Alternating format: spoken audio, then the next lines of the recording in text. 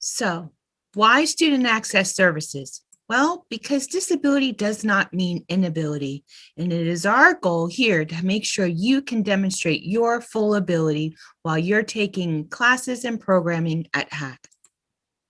It's important for you to recognize that there will be differences between how you may have received services in high school and how those services occur at college. There are changes in how those services are provided because there's a change in the legal protections once students graduate from high school or take college coursework. You will no longer be under the law called the IDEA. You will now be protected by two laws that have been protecting you while you've been in high school, but they will take center stage now that you are taking college programming. Section 504 refers to the Rehabilitation Act of 1973. Those of you that may have a 504 plan, that's where that phrase comes from. And then Title II, coming from the Americans with Disability Act of 1990 and then amended in 2008. Both of these prohibit discrimination of individuals with disabilities, and any educational institution receiving any federal funding are to comply. And these are enforced by the Office of Civil Rights, which is backed by the Department of Education and the Department of Justice.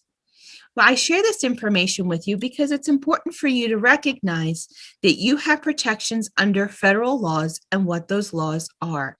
Those laws protect you throughout your lifespan. The disability, as defined by the ADA, is a physical or mental impairment that substantially limits one or more major life activity. This includes mental emotional processes such as thinking, concentrating, and interacting with others. It also goes to such basic life functions such as breathing. So it's important for you to recognize that individuals with disabilities covered by the ADA is really broad. And we'll talk more about that as we go through the presentation. This chart helps you to understand the differences between what protections there were while you were in high school and protected by the IDEA versus protections under the American Disability Act once you have left the high school environment.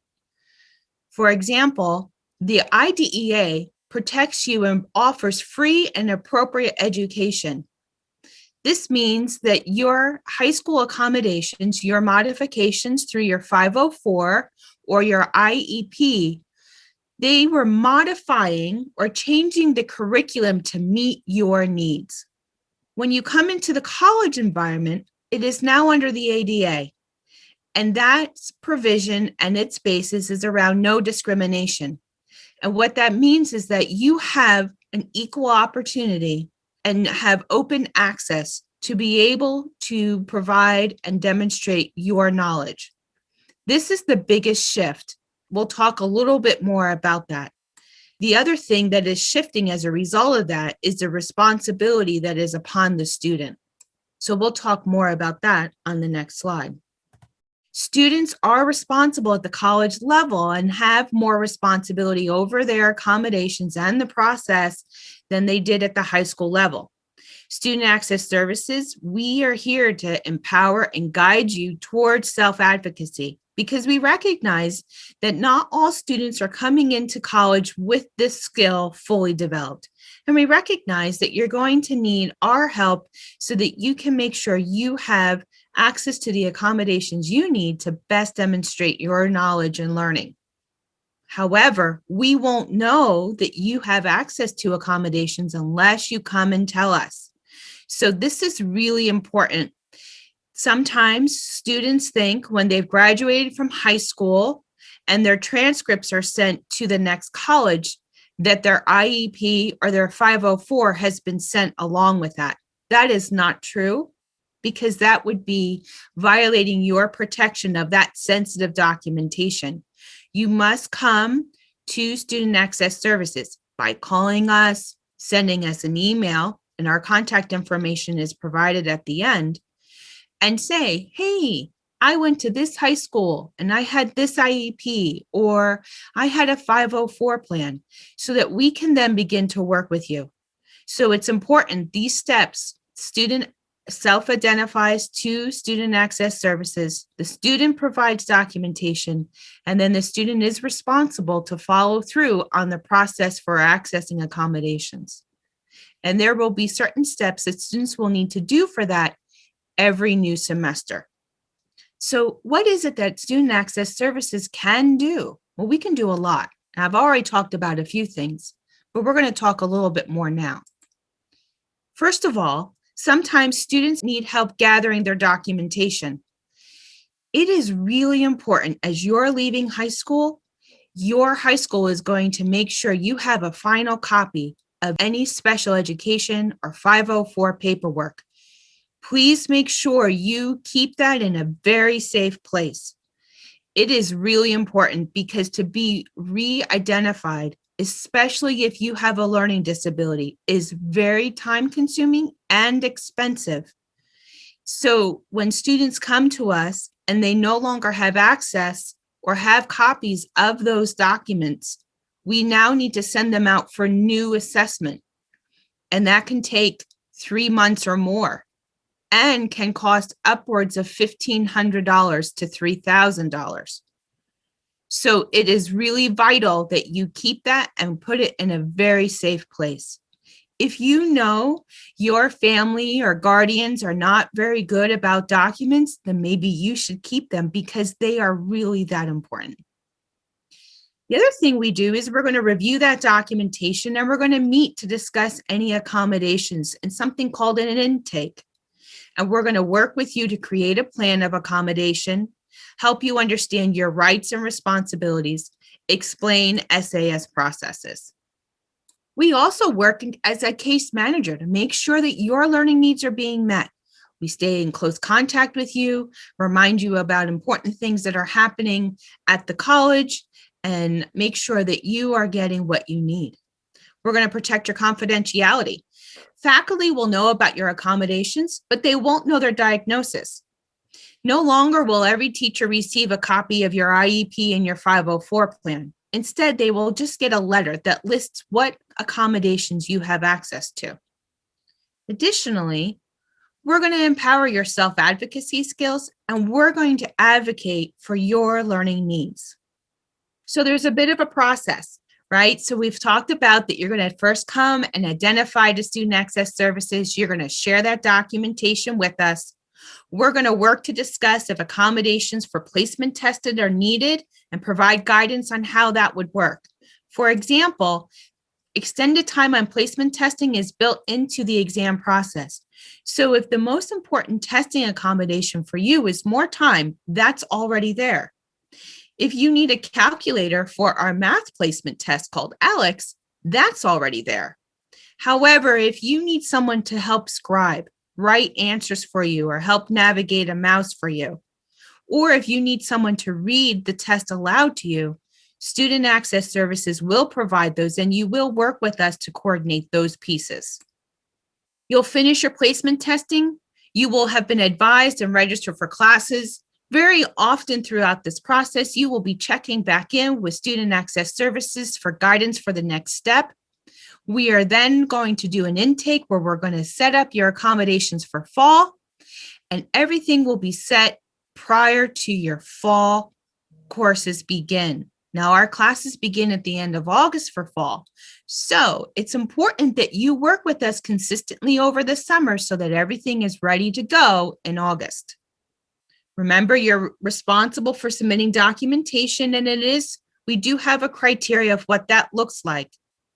For students who have had IEPs and ERs, we do want to see your IEP and your evaluation report or your reevaluation report. And we are hoping that that reevaluation report happened in 11th grade. This is some technical information about what we're looking for. We do need some assessments that help us understand the functioning and what accommodations make sense for you. Things like the Wechsler or the Stanford, or some things like the Woodcock-Johnson. We will also consider 504 plans, but it's very important that the specific diagnosis on that 504 plan is listed. If you have a medical or psychological diagnosis, A letter from that provider is preferable because they're going to give us a lot more information to make sure we're accommodating you appropriately. And we are aware that COVID-19 may have disrupted some of these processes, and we will work with you. So I've been talking about accommodations, but maybe you're thinking, what are these accommodations? For example, they need to make sense for your diagnosis and be effective. So if you are sharing with me that you have a reading diagnosis regarding a learning disability, and we're talking about how to make sure you can access written content so that you can comprehend it, I'm going to talk to you about a reader for exams. I'm going to talk to you about getting books on audio so you can listen to them using screen readers. But I'm probably not going to put in place for you a calculator because we haven't talked about the need based on a math learning disability. So that's what we're talking about there. But here are some of our widely used accommodations that we offer to students that are connected to their diagnosis and will be effective. Extended time on exams, one of the most common accommodations at HAC and at colleges across the country. Limited distraction testing. Interpreting or remote CART, selective seating, especially when we're back in a classroom setting. Breaks. Many students need to take breaks either during a classroom or during testing. Books in an alternate format. Flexible deadlines and or attendance. And certainly if you need a service animal, you would have access to that service animal. It's important to understand that accommodations cannot lower the standards or change the objectives of the program or the course. And this is again because we have left the IDEA legal environment of high school and have come into college. We want to make sure that you are getting the same access and same challenge and learning and instruction as everyone else. So as a result of that, reasonable accommodations do not include a word bank for tests, having fewer choices on tests, having tests with no time limit, because at some point we're going to need to wrap up the session. And when you have unlimited time on a test, eventually you'll tire. So this isn't really in your best interest. Retesting, and then behavior plans. Certainly we will work with students to make sure that their behavior is reflective of the college environment, but it is not necessarily an accommodation in the sense that if your behavior is disruptive to others who are also there to learn, we're going to have some other kinds of conversations about that. So these are some essential takeaways that you want to think about as you begin to prepare to coming to college. Can you discuss your diagnosis and your disability? Do you know what your diagnosis and disability is? Do you know your strengths? Do you know your weaknesses? Everyone has strengths. Everyone has weaknesses. Do you know how your disability might impact your academics? Do you know the accommodations that are most important to you?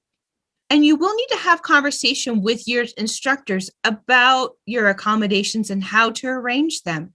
Are you comfortable having those kinds of conversations? And again, Student Access Services is here to offer support to help you. This is a chart to help you see the different types of students we are serving here at HAC. So you can see that learning disability is our largest population of 291 students.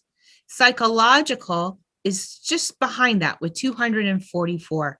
Mental health diagnosis is the largest emerging group, both at HAC and colleges nationwide.